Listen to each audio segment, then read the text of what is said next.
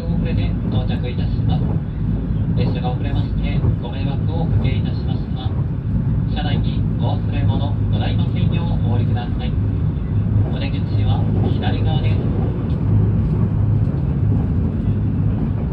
We will arrive at Shin Osaka soon. We will arrive 48 minutes late.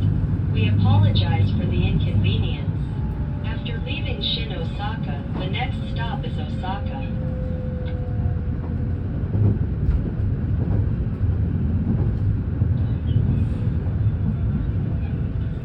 很快我们就到达新大阪了，我们将晚到48分钟。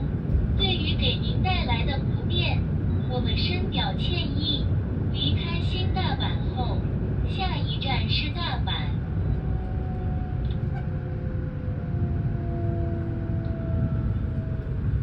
곧 신오사카에 도착합니다.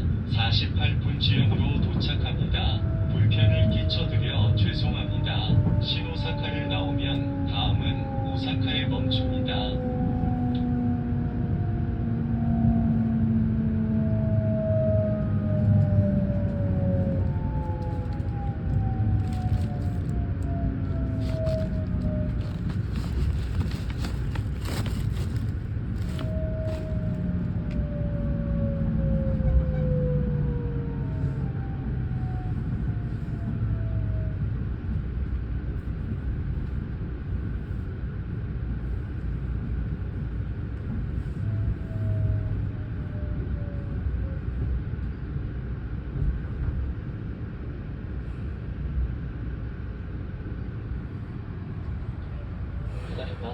停止信号により停止しております。しばらくお待ちください。